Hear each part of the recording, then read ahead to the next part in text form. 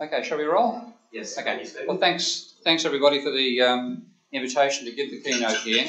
I must say, when Rod O'Donnell first suggested it to me, he wrote a little email saying this is far more important than the central bank invitation, knowing that I was setting up to give a talk to yet another peripheral central bank, which is that of Central Bank of Malaysia, which I spoke at about 3 weeks ago. But I think I agree with Rod in one classic sense, because Rod and John Ludwig's here and James Juniper and Craig and so on, quite a few faces here that have been contemporaries of mine in a battle trying to reform economics from the inside for about 40 years. And of course, it's 40 years since I began my career as a stirrer in economics. I began my undergraduate degree back in 1971.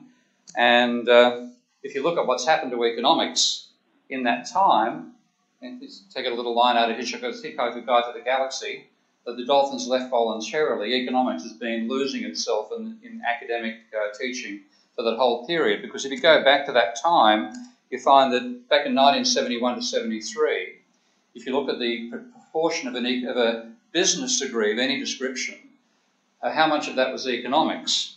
Well, the answer was pretty much 40%. I didn't do an arts. I did an arts law degree rather than an economics degree at Sydney University. But at that stage, if you wanted to do a degree in, I think, in accounting, in management, anything else, including economics, of course, you had to do a minimum of 4-year-long units in economics. They were first year was micro, with a guy we lovingly christened Mean Mr. Mustard Man giving the lectures. I've forgotten his name now, Neil somebody or other. Pardon? Neil Kong. Yeah. Are you sure? Neil? Yeah, Kong. Okay, I've forgotten his last name. Thank you, John. John's the better historian than me on that front. Dreadful lectures. He actually, at one point in his first year lecture, he said that now that we've been through the details of microeconomics in excruciatingly painful detail, that's the only thing he ever said the class completely agreed with. So you had a whole year of neoclassical micro. Second year was a whole year of neoclassical macro. Third year was a whole year of international trade, and as wealthier Paynes in first year had an entire year of quantitative methods, mathematics for economists being taught by economists rather than mathematicians. So it's 40%. And that's back to, say, 1973, up and including, I began in 1971, but I'm making 73 more because of the end point, because of 2013, that's how much you get. Pretty much every university in Australia, I'm sure it's repeated around the world, has one semester-long unit out of 24 in a business degree.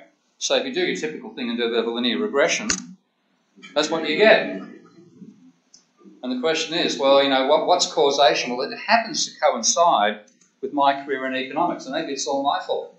Yeah? 100% correlation is pretty damn reliable.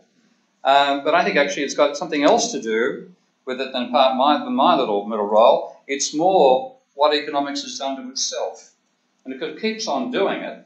And of course, as quite a few of you would be aware, I'm probably now, having gone from being a student radical back in the early 1970s, I've now finished my career as the world's most famous unemployed economist. Along with John Ludwig in the room, I've been made redundant from the University of Western Sydney. Anybody here from the Australian Catholic University? You want to know why? They've also shut down their economics degree. Okay? So not the only place in the country and probably in the world to shut down economics. So that's where we've got to, you know. Is that where we're going to end up? Zero. I'm going to say, I hope so. I'll explain why.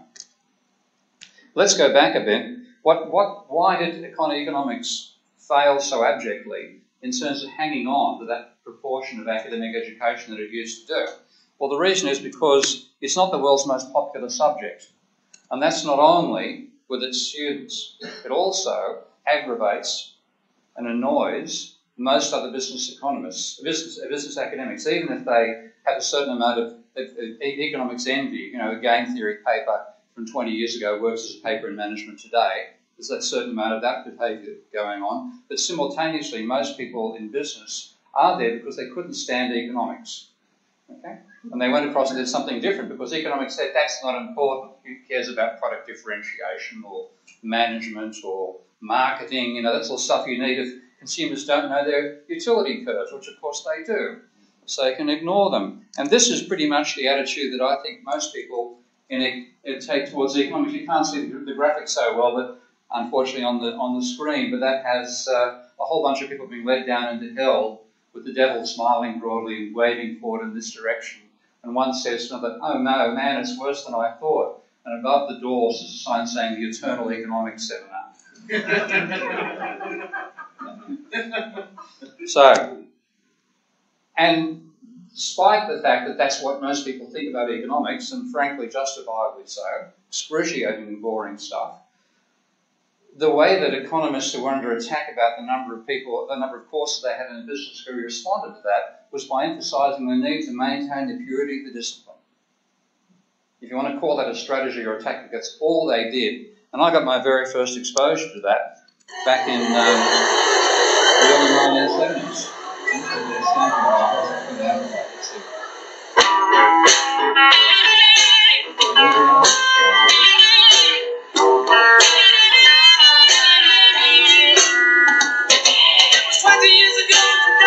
Not quite 20 years, it's almost 2 times 40 years, because that was back in 1973. Political economy dispute began at Sydney University. I had a bit of a role in it, and so did several others in the room here, Rod, of course, in particular.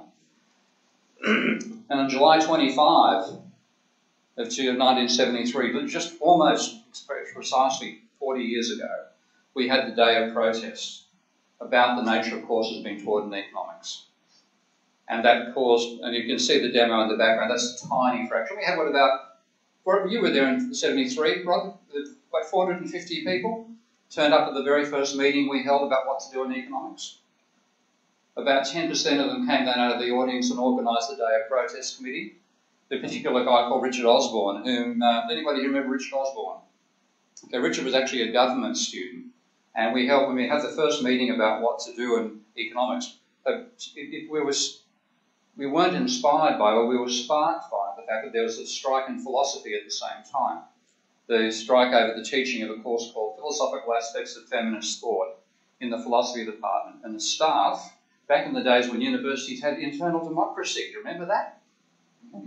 They voted for this course. And the Professor Armstrong went to the Vice-Chancellor, Williams, and got the course turned down at the professorial board level.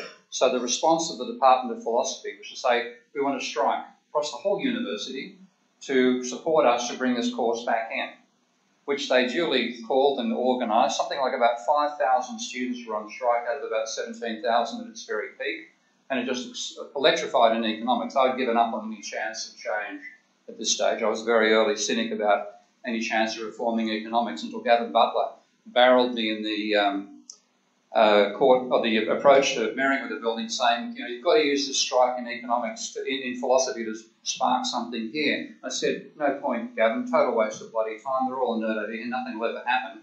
He then said, Frank Stilwell's class just voted to go on strike.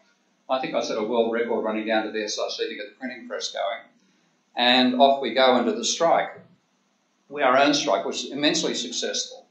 And then the faculty had a proposal coming from both ourselves and from some of the others from the staff to investigate the economics department. And it led to what was called the War of Economics by an article, a very supportive article in the Sydney Morning Herald about a year later. That's from Gavin Suter, who was the journalist. You can see Gillett Simpson Lee there, Warren Hogan, who really actually in his later years became more of a fan of history of economic thought and non-orthodox economics than he certainly was back then. Frank Stilwell, with hair, lots of it. Ted Wheelwright. And missing from the picture is Colin Simkin, which is a pity because Colin plays an essential role in what I've then experienced. And I don't know how many of you I've told this before. Maybe I've discussed it with Rod some years in the past, I'm not sure. But when the faculty had its vote about whether there should or should not be an inquiry, they invited myself and Richard Osborne in to come and speak. We're the two most prominent students in the student movement at that time. So we went into the faculty meeting in the professorial boardroom, and we actually happened to sit directly in front of Hogan and Simkin, one row below them, the way the thing was banked. And we spoke in favour of it, so did Frank, Jock Collins, a number of the PE staff, a number of non-economic staff as well spoke in favour of it. And then it was a chance for the professors to reply. And we're wondering, what are they going to come back with here? And Simcombe spoke on their behalf, and he simply said that in 1969 there was a dispute in the Department of Philosophy and there was a dispute in economics. And in 1973 there's a dispute in the philosophy department and there's a dispute in economics. And he shut up. That's all he said. I think what he was doing was setting an exercise in linear regression, correlation, causation, to show that it was just another washover from philosophy, don't worry about it. He didn't actually say that, as leading it as an exercise for the other academics, I think. Yeah, we waited and nothing else happened. And I said, well, look, yes, it happened in 1969, yes, it's happening again now, but why is it always economics? Why not Italian? Why not history? Why do disputes always occur here? There's something rotten in economics and it deserves to be investigated. So G.L.M. Simpson-Lee, the dean over here at the time, a very sympathetic member of the economics staff, handed out secret how to vote ballot cards. The ballot was taken, and the vote was 24 to 14 in favour of investigating the department. We were jubilant and jumped up. End of the meeting, we all ran outside cheering. Not all of us, because as we were leaving, I looked back inside the professorial boardroom, and I saw Hogan and Simpkins still sitting there, not talking, not even looking at each other, simply staring vacantly into space in front of them with their mouths open, like this. They were in shock. I think they had absolutely no idea the vote was going to go against them. They were stunned. Now, the vote did go against them. Of course, political economy came out of that, and I won't go into its long-term history. But that was just the beginning, and certainly the most prominent example that I've ever experienced, and I think possibly one of the most prominent in the world, of the suicidal tactics of economists when it came to challenge over what should be taught in a business degree. Because this was repeated time and time and time again in all sorts of situations in departments, in faculties all around the world. And there would be a challenge over the need for a particular course in a business degree. Economists would go to defend the purity of economics. The other academics would listen to them, nod, and vote them down. So you went from 4 out of 10 back when we used to have terms in year-long subjects to, I don't think it ever got to being 7 or 8 out of 24, but something of that nature. 6, 5, 4, 3, 2. We're now down to 1. How long before we hit 0? I think it's a serious question. I'll get to my answer and why I think it should be 0 sooner than later in a moment. But even though this was happening in the academy and economics was losing hand over fist in the battles about what was taught in the economics degree, it was winning globally and becoming more virulent than what Keynes had fought. Keynes talking about the neoclassical economics of his day, saying he accuses the classical economic theory of being one of those pretty polite techniques which tries to deal with the present by abstracting from the fact we know very little about the future. And then the famous comment about Euclid being like Euclidean geometers in a non-Euclidean world, parading straight lines for intersecting with each other. But that's so yesterday. I mean, don't simply deal with the present by ignoring it we don't know anything about the future. Let's assume we can predict it. Because if you take a good look at what rational expectations actually means and where the article in which it was first expressed in a macro context comes from, what it means is we assume people have the capacity for accurate prophecy. And why was it necessary? Because when you take a look at this article by Lucas back in 1972, he said if you have the Milton Friedman's idea of adaptive expectations, then even though that means that policy is neutralised by people adapting to the high rate of inflation in a period of time, if the government is willing to maintain consistently higher rates of money supply growth, with his exogenous money theory, then accelerating inflation can be combined with unemployment below the natural rate forever. Now, the only way to guarantee you don't get that outcome is to assume that people's expectations of inflation are perfectly accurate. And that was the cover under which rational expectation was dragged into macroeconomics. Only it wasn't a cover, because if you go looking in literature, you can normally find something saying something like this in the right audience. And here's Lucas saying that since the hypothesis of adaptive expectations was rejected as a component of the idea of a natural rate, being one that you cannot change by policy, because under some grounds the gap between actual and expected inflation was non-zero, One way to deal with that is to assume the gap is zero. In other words, expectations about inflation are always correct. So either have that as an axiom, and that is the next thing, or equivalently, to assume that rational expectations are rational in the sense of mirth. That's what rational expectations really means, that people can accurately prophesise the future. So if you can't do that, you're not rational. Hands up all those people who are rational. I get closer than most, but come on. And then you feed that into the idea of policy, the idea that the public, because it can predict it, there's no possibility for the policymakers to exploit anything in the economy for even one period. Is there anything more disproved than this particular proposition in economics? It'd be a great contest. But here's the classic statement that if you have expectations as rational, combined with the natural rate hypothesis, it means that the government can't vary the level of economic output or employment for even one period. Total policy ineffectiveness. So that's the garbage, pardon the French, but that's the garbage that was being developed all the way through this period. And of course, when we challenge it, we'd get the old hoary 1950, is it 1953, I think, the Milton Friedman paper on methodology of positive economics? I think it's 1953, saying assumptions don't matter. What that really means was, don't touch our assumptions, okay? We're not going to listen to your assumptions. Don't you dare more criticise ours. That's what it really means. Now, ironically, it appeared that the data did support them because despite those outrageously ridiculous assumptions, that was the path that unemployment and inflation were taking when neoclassical economics became ascendant from the early 1970s. So you had a period of rising unemployment and rising inflation, but then after that period it was declining inflation, declining unemployment, and neoclassical economists were projecting that future forward in a classic extrapolation sense. So if you look at what was being said by Bernankes in about 2004, he's saying what we've seen is that the low inflation era for the past 2 decades has meant there's been significant improvements, less volatility, less extreme cycles, and we call this the great moderation. Recessions are milder, volatility has declined as well. He said there's many arguments about what is causing it, but here he's taking the credit, saying that there is evidence for the view that improved control of inflation has contributed in important measure to this welcome change in the economy. Okay? Welcome change.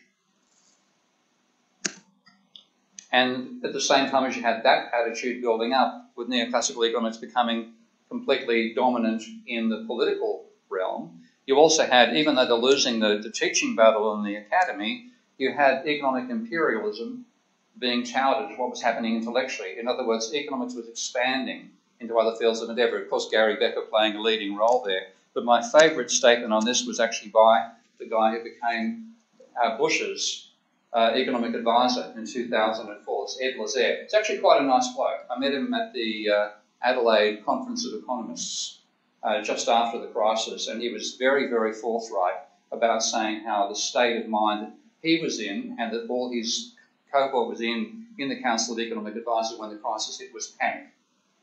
Very, very frank about it, and he had a paper just recently where he's admitted that the recovery has been far slower than he thought it was going to be.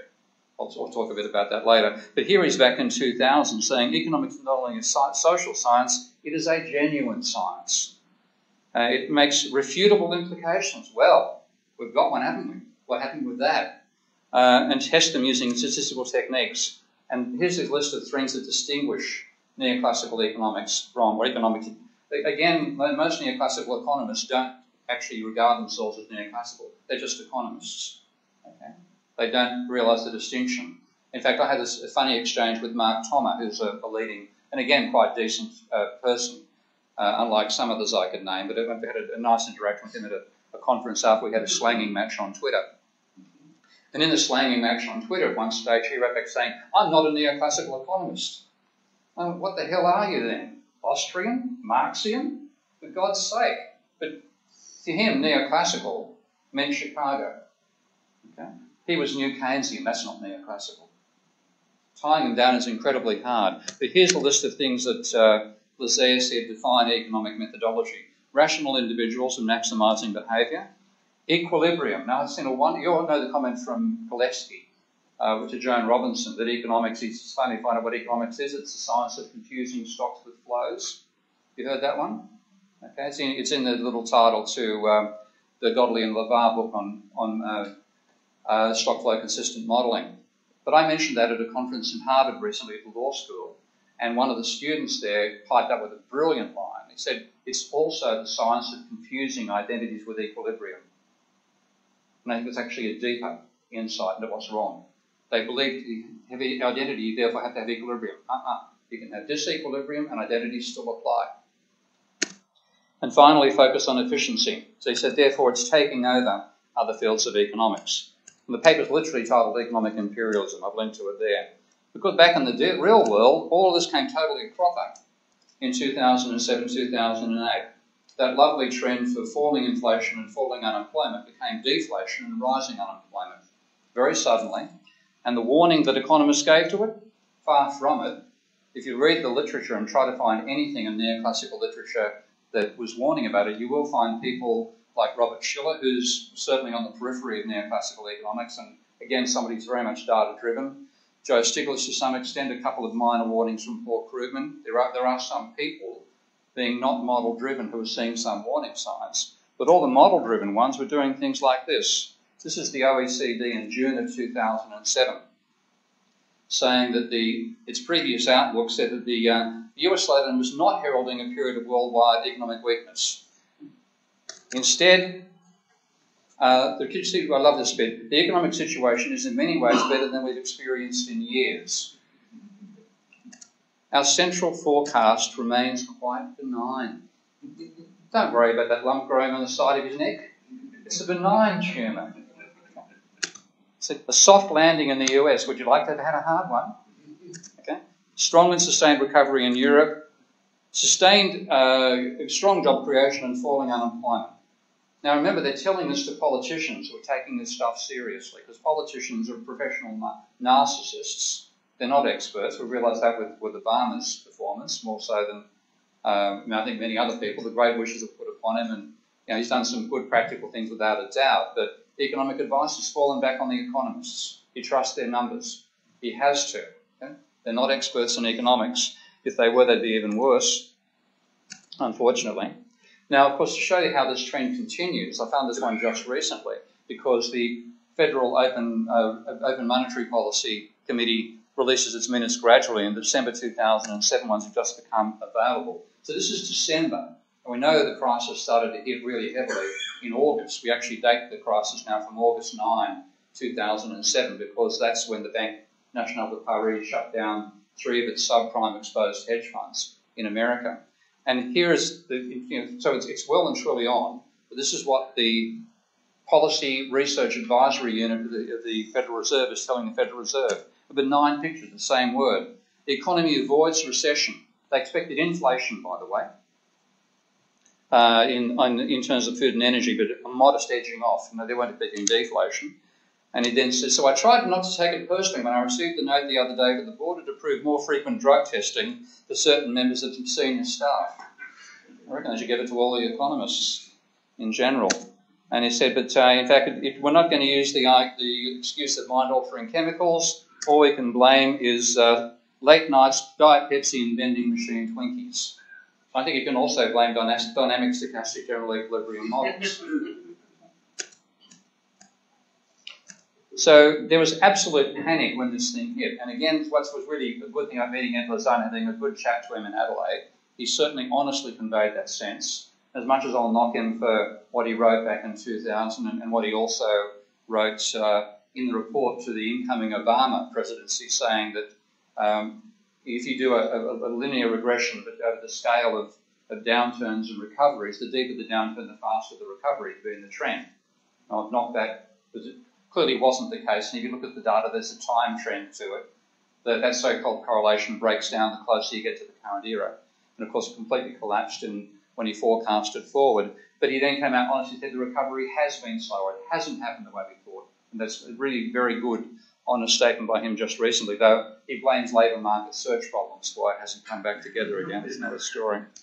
But in the control room at the time, it was genuine panic.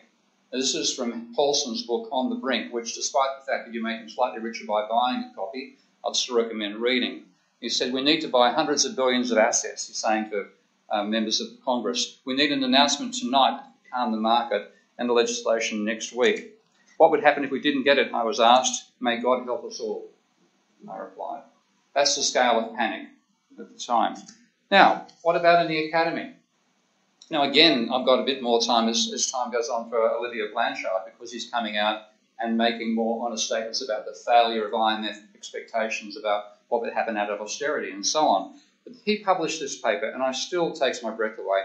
He published it, I think it was August 7 when the crisis began, because this paper came out on August 9, 1 year later. August 2008, fully a year after the crisis began, and its economic significance is obvious by this stage. He publishes a paper called The State of Macroeconomics and has a sentence saying the state of macro is good. And it said, facts have a way of eventually forcing irrelevant theory out. It's news to me. And good theory has a way of forcing out bad theory, yeah. And he said the Neoclassical tools dominated, so he admits the Neoclassicals, so obviously they did. They developed the foundations. Real business cycle theory became the foundation for SGE modelling, and New Keynesians forced imperfection back in. So Keynes was a return to microeconomically founded frictions. And once the crisis really hit, then this is the same person saying, well, let's state the obvious here. We can't change the theory. The baby shouldn't be thrown out with the bathwater. In my opinion, the baby was bathwater. Actually, it was something worse than bathwater. They weren't watching what the baby was doing at the rear end. But that's the nature of the theory. But here he's saying most of the elements still hold. They include, of course, that output inflation control is the main target. The natural rate hypothesis holds. So much for that one. There's no long-term trade-off between inflation and unemployment. Stable inflation is an essential monetary goal. And here again, this is a statement which he'd be willing to bury these days, but he certainly made it. Thank God for the web where you can find all this stuff in great detail today. Fiscal sustainability is of the essence, not only for the long term, but also in affecting expectations in the short run. Okay, so the whole support for austerity, which the IMF now realised was a total mistake, the IMF, based on economic theory and staunch and leading economist, for those who don't remember, Blanchard, as well as being chief economist at the IMF, was the founding editor of the journal, the AER Macro Journal. So all that stuff goes on. And here's my favourite. I mean, when I first knew that Bernankes had published this particular paper, I expected to have to engage with something serious, because he wrote a paper saying how it was failures of economic technology rather than economic science that caused the crisis. Okay, we knew what to do, we just didn't do it fast enough. And then I read the bloody thing. And in it, he's saying that we've known ever since William Bagehot that we should, provide credit under strict conditions during a downturn. We should not allow banks to fail. I thought, that's funny. I don't remember being taught any Bagehot in my macroeconomics. And I checked up the course at his university. There was no mention of him there either. As if these things were part of economic tuition, things which you'd only have to be a historian of economic thought or somebody who's curious about it from a neoclassical point of view to even know that he existed. And he then do these failures of macro models mean they're irrelevant or at least significantly flawed. And he says, I think the answer is a qualified no. And why is it a qualified no? Because models are only useful for the situations in which they're designed. These were designed for the good times, and they work really well. It's a bit like saying, we've got a car which works perfectly on any straight road. Not our fault the road's curved. And then he, again, attributes these theories as causing the great moderation. So there's revisionism going on within the profession, and it's getting more extreme as time goes on, because initially they said, well, all we did was, we've got this thing called dynamic, and they're not, stochastic, which they are, general, which they're not, equilibrium, which they are, models of the economy, and all we have to do is feed in a big enough shock, hey, we get the great moderation. That I thought we didn't see the shock coming, that's a definition of a shock.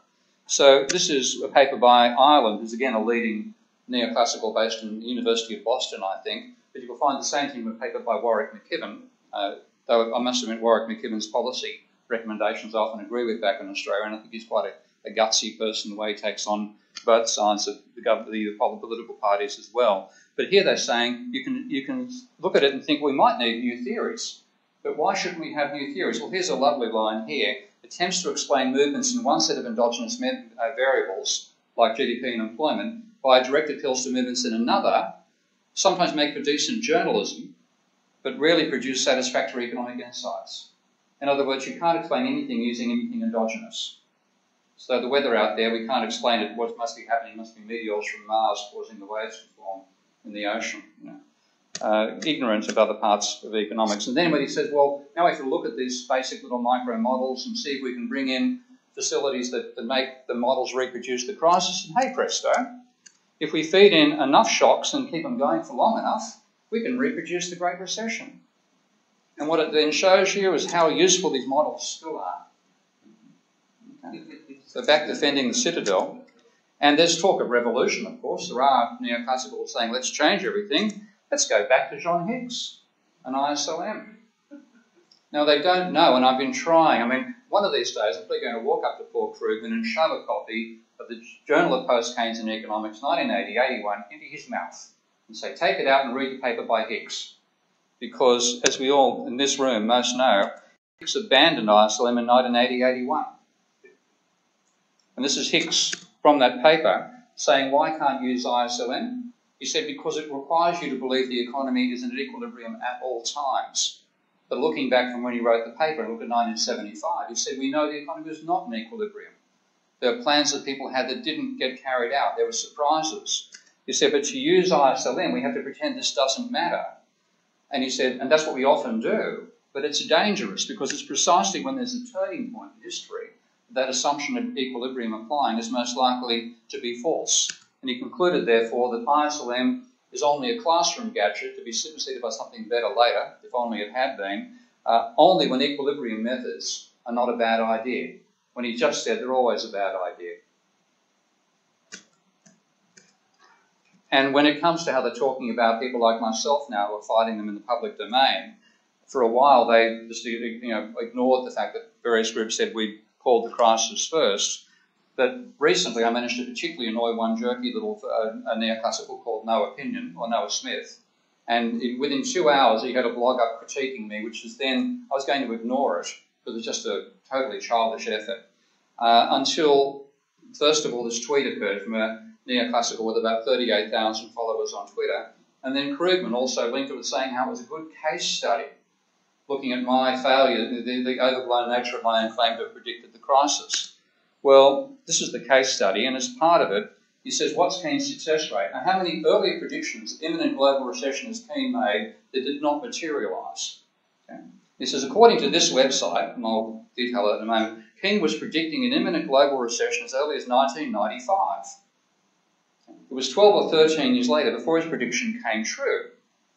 Okay. This long prediction makes it a bit less impressive. Well, I didn't at the time remember what the Real World Economics Review, which is what this website was, that actually said. So I went and checked it. What it actually said was, Keynes' 1995 paper, Finance and Economic Breakdown, concluded as follows. Pardon me quoting myself here, but the chaotic dynamics explored in this paper should warn us against accepting a period of relative tranquility in a capitalist economy as anything other than a lull before the storm. Then it continues, in December 2005, drawing heavily on his 1995 theoretical paper and convinced that a financial crisis was fast approaching, Keynes went high-profile public with his analysis and predictions. Now, I wasn't predicting a crisis in 1995. I published a paper which said it was feasible that this could happen. Okay. There wasn't a single empirically derived number in that 1995 paper. There was plenty of stuff after that date, but none in that particular paper. That's just disparaging. Okay. It's trashing you and trying to get you ignored by a trashy comment. And that's typical, I'm afraid, of how they're reacting. And they're continuing to ignore alternative analyses. I mean, before the crisis, when you look at, why did they not take Irving Fisher seriously? Here is the alleged expert on the Great Depression, Bernankes, explaining why Fisher's theory didn't have any impact, even on his book. He said because of the counter-argument, the debt deflation represented no more than a redistribution from one group debtors to another group creditors. Now I read that line and I still choke, because who ever heard of somebody who's gone bankrupt paying his creditors back? The definition of bankruptcy is you don't pay them back.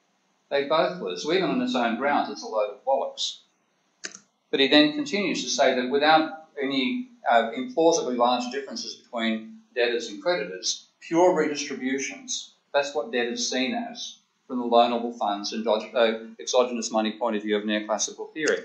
And even after the crisis has hit, looking at Krugman, who's now probably certainly the most prominent neoclassical macroeconomist, he says on simple a priori reasons, there's no point in taking the level or change in debt seriously. Saying the first approximation, debt is money we owe to ourselves, and therefore ignoring the foreign component of looking at the world as a whole, the overall level of debt makes no difference to aggregate net worth. One person's liability is another person's assets. Therefore, debt only matters if there are distributional issues involved in it.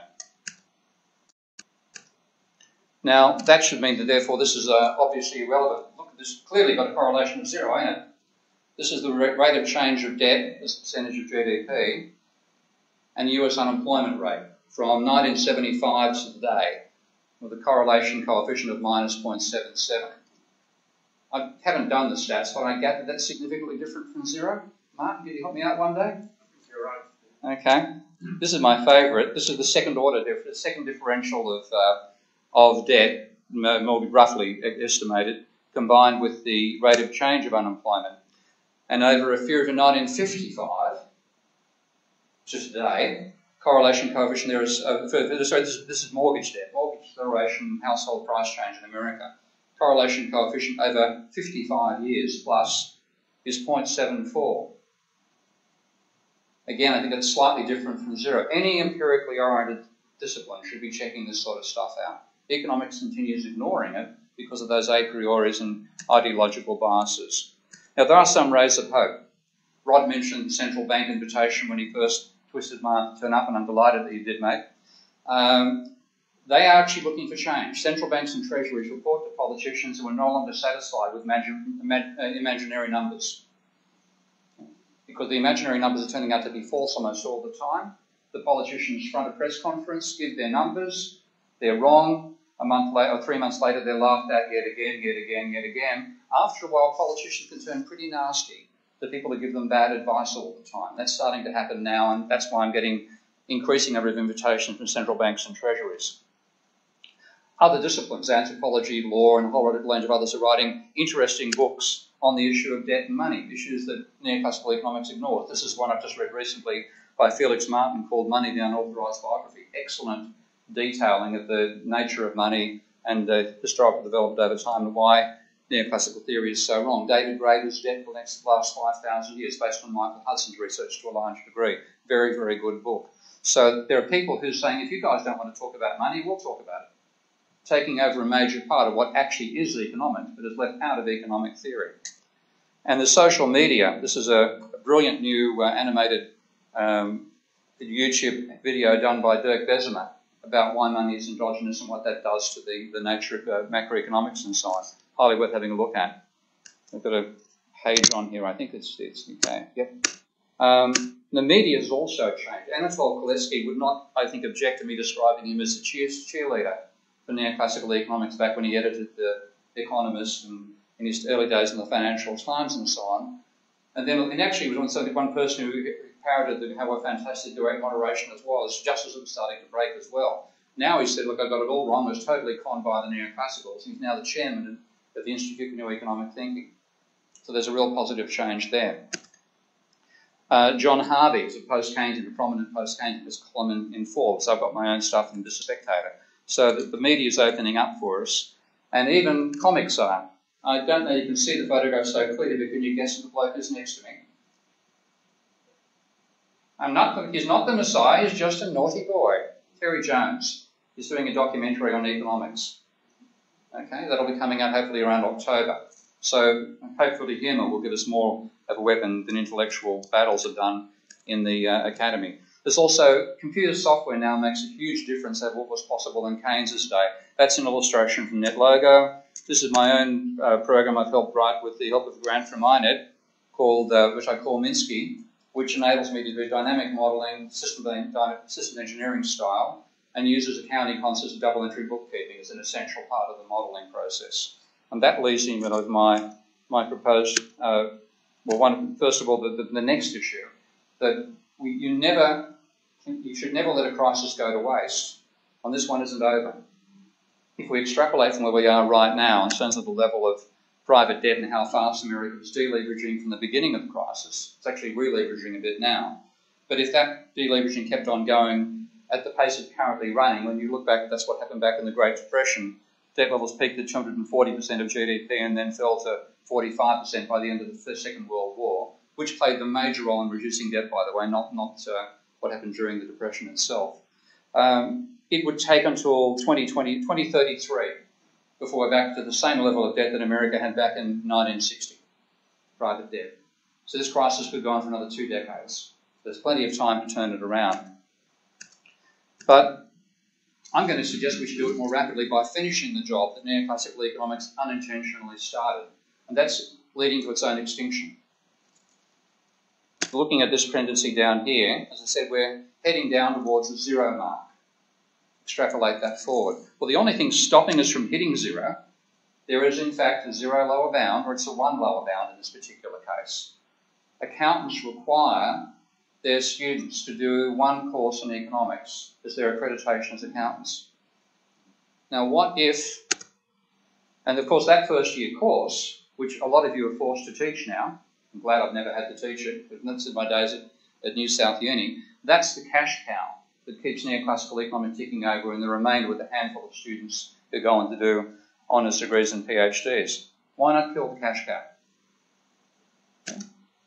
Why not develop economics for accounting in the same way that economists develop mathematics for economists, and we use modern post-Keynesian approaches to teach it? Move across to the accountants.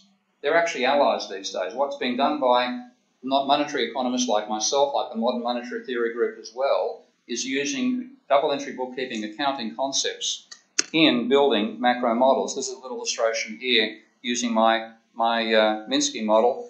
I'm actually showing the credits and debits there, and I can simply, in 3 keystrokes, I can rearrange a model of loanable funds into one of endogenous money to illustrate the difference between the two, using terms that accounting students actually understand.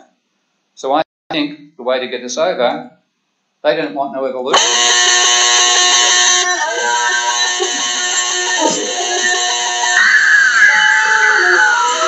Say you want a revolution, well, you know, we all want to change the world. You tell me that it's evolution, well, you know. Accelerators and they're linked to asset price inflation. Yeah. Of course, there's feedback loop from asset price inflation back into net worth. Yeah. And I'm wondering how you're trying to work on that. Well, that's again, it'd be a cash flow thing. So if you have, like I for example, just recently received an invitation for the Commonwealth Bank for me to take out a margin loan. Now, if I took out that margin loan, I'd be creating money, spend in the stock market at the boost level of the stock market by whatever margin it took until it wiped me out when the price was still. Okay. But of course, that creation of debt, I'd still owe the debt. Yes, and my liability, well, my asset would decline, my liability would still be there from my point of view. So there's action mechanism which we need to include in the model. And it's, again, the framework of Minsky makes it quite easy to do that. Create another system, asset markets, have net creation of loans, have people who are putting their own money in which doesn't create money and so on. Link it up to an asset price index, because you actually change both the price of assets and the quantity and turnover through factors like that. So it's all feasible. It's in case the framework exists, something has to be exploited to make that happen.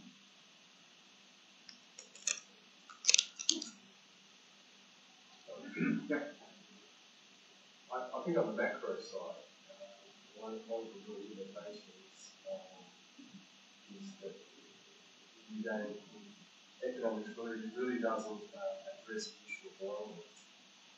And there's a lot of stuff out there like the individual stuff, the on the margin. You don't have to be consistent with stuff we talk about with industry. And that's a big issue on the macro side. Yeah, you want more about it? Okay. I think that's true. In fact, the Henry George League is now giving me a free office in Sydney.